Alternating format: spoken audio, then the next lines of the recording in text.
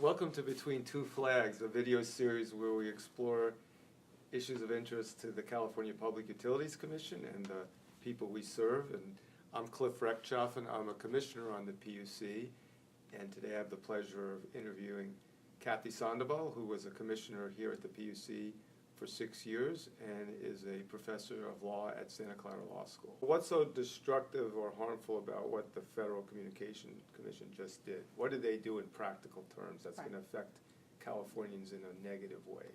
So the FCC repealed the requirement for net neutrality. And part of what's wrong with what they did is that they also didn't consider issues like the increasing use of the internet for energy, the increasing use of the internet for water, right? So for example, with regard to energy, you have the operators of the electric grid that can then send a signal to a smart thermostat, right? Or to a solar panel saying, turn down the energy use and thus be able to manage the grid. And so by doing things like allowing the internet service provider, one of the internet service providers said, if you repeal these rules regarding net neutrality, we could do things like make deals with video game providers to provide priority for massive multiplayer online video games.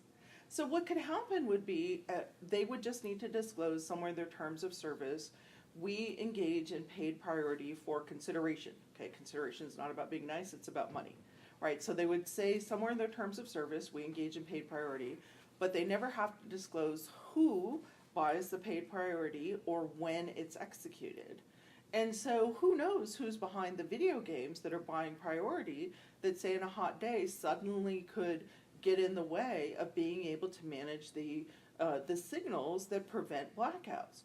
Or other examples become with regard to public safety, where whether it is the internet service provider limiting the amount of internet that a public safety agency like the Santa Clara Fire Protection District could use when they were trying to combat the Mendocino Complex fire, and then Verizon throttled them, demanding $2 extra, though they had an unlimited plan, while they were fighting California's largest fire.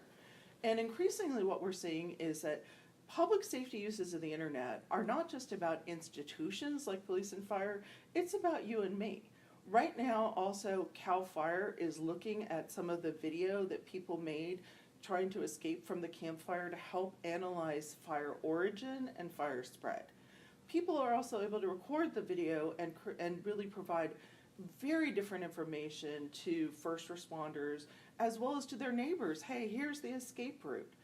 And so what happens is, as you repeal net neutrality, and then you have companies who maybe they have a deal where they've said, okay, certain entertainment programming is exempt from your data cap.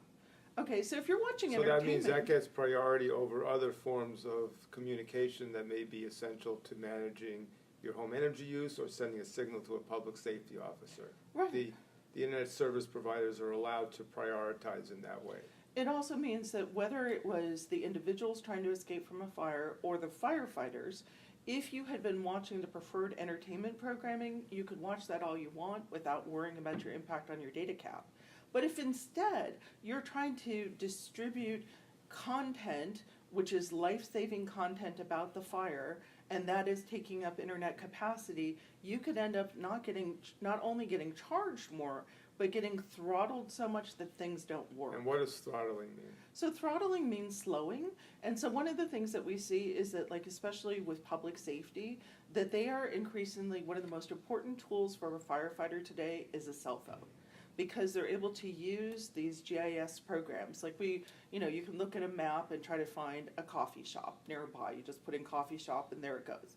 But now you have these maps that firefighters use that have information about lightning, wind, the fire, firefighting resources, hospital beds. The hospital bed, say at UC Davis, could tell the state, hey, we have vacancies in this burn unit.